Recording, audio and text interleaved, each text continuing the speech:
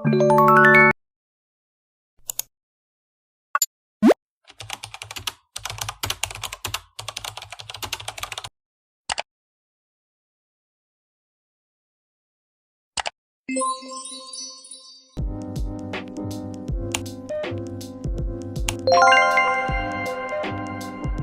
perkenalkan, nama saya Kade Ayu Suci Saswati, NPM 536. Di sini saya akan menjawab pertanyaan nomor 1, yaitu bagaimana perbedaan budaya mempengaruhi kebijakan produk.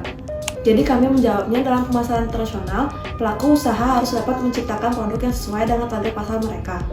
Dan budaya merupakan suatu instrumen yang sangat penting untuk digunakan dalam menciptakan produk dalam perspektif global. Karena setiap daerah pemasaran membutuhkan produk yang berbeda, serta pendekatan yang berbeda dalam penciptaan produk tersebut. Produk tertentu, khususnya makanan, minuman, dan pakaian, memiliki hubungan dan ikatan yang erat dengan budaya, dibandingkan dengan produk lainnya seperti mobil maupun sepeda motor. Produk atau jasa juga dapat dilarang atau dibatasi karena alasan budaya. Di sini kami mengambil contohnya, yaitu KFC. KFC di Amerika tidak menjual nasi, sedangkan KFC di Indonesia menjual nasi. Sekian dari saya, terima kasih. Baik, di sini saya akan menjawab pertanyaan nomor 2. Saya Pandi Made Permayuda, NPM 183-2121512. Grace, kesediaan pelanggan untuk membayar produk yang dipasarkan akan bervariasi pada daerah yang memiliki budaya yang berbeda. Produk yang dianggap memiliki nilai yang baik dalam satu budaya memiliki nilai lebih dan dihargai lebih mahal dibandingkan dalam budaya lain. Di Cina, menetapkan harga barang sering menggunakan angka 8, misalnya $20.000, sering dibuat dengan angka $19,8 daripada menggunakan angka $19,9 yang biasa dilakukan pada pasar secara luas di dunia. Hal ini karena dalam budaya Cina, angka 8 dikaitkan dengan kemakmuran dan keberuntungan. Simbolisme ini berdasarkan dari fakta bahwa mengucap 8 memiliki kesamaan dalam mengucap kata 9. Terima kasih. Perkenalkan, nama saya Iputu Radika Pranajaya, NPM 528. Di sini saya akan menjawab pertanyaan nomor 3, yaitu bagaimana perbedaan budaya mempengaruhi kebijakan promosi. Promosi adalah salah satu paling menonjol. Budaya biasanya akan memiliki pengaruh besar pada strategi komunikasi perusahaan. Peristiwa penting dari kalender budaya suatu negara, misalnya Tahun Baru Cina dan Ramadan, sering menciptakan peluang pemasaran utama dengan komunikasi pemasaran yang berbeda. Promosi menjadi sangat penting dalam strategi pemasaran internasional karena cara di mana pelanggan memproses komunikasi pemasaran seringkali bergantung pada nilai-nilai budaya mereka. Oleh karena itu, pelaku pemasaran internasional harus berhati-hati melakukan komunikasi pemasaran melalui strategi promosi iklan dan advertising lainnya.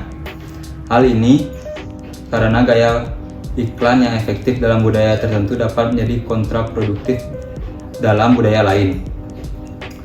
Dalam konteks budaya tinggi, misalnya Spanyol, Italia, dan Jepang, gaya komunikasi cenderung lebih langsung dan halus. Dalam konteks budaya rendah, misalnya Jerman dan negara Skandinavia, iklan menggunakan data faktual dan menyertakan alasan agar kegiatan promosi lebih efektif. Di sini saya mengambil contoh, di Indonesia, promosi atau iklan Indomie lebih mengutamakan penggunaan jingle Indomie itu sendiri. Sedangkan di Cina, iklan Indomie lebih mengutamakan bintang iklan yang diambil dari bintang muda di negara tersebut. Sekian jawaban dari saya. Terima kasih. Perkenalkan, nama saya Iwayan Brian Praditya, NPM 524. Di sini saya akan menjawab pertanyaan nomor 4, bagaimana perbedaan budaya mempengaruhi kebijakan distribusi. Perbedaan budaya sangat mempengaruhi kebijakan distribusi. Budaya dapat menentukan strategi distribusi produk tersebut. Hal ini bergantung dari gaya hidup masing-masing dan budaya masing-masing daerah tersebut.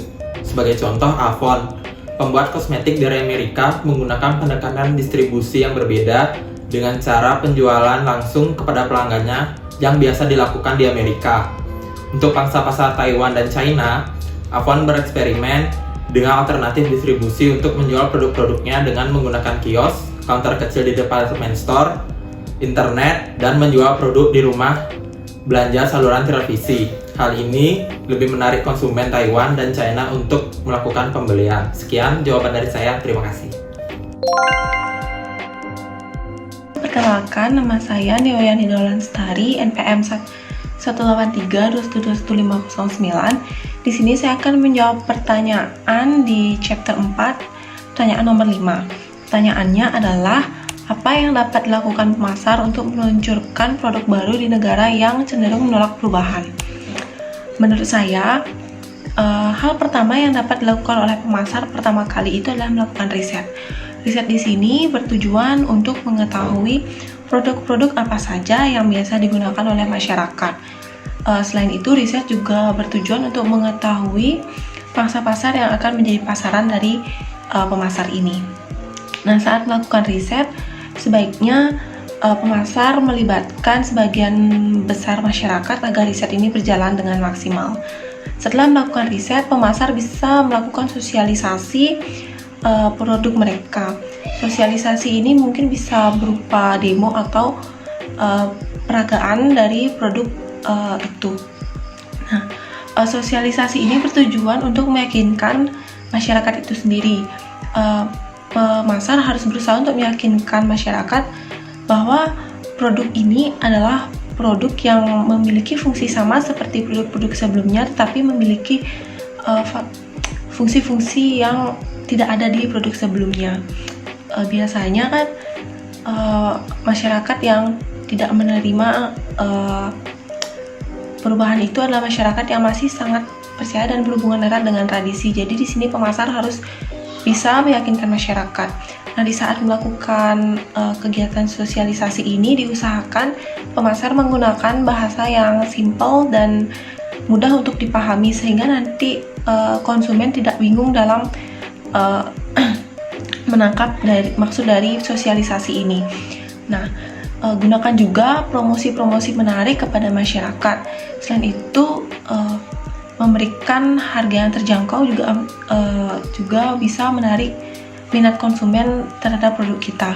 Nah, misalnya di saat melakukan demo atau peragaan itu, apabila konsumen memberikan suatu kritikan-kritikan, sebaiknya kita menerima kritikan itu secara lapang dada, dikarenakan kritikan itu bisa menjadi motivasi atau sebagai evaluasi terhadap produk-produk kita. Jadi kedepannya kita bisa memberikan produk dengan kualitas lebih, seperti itu. Terima kasih.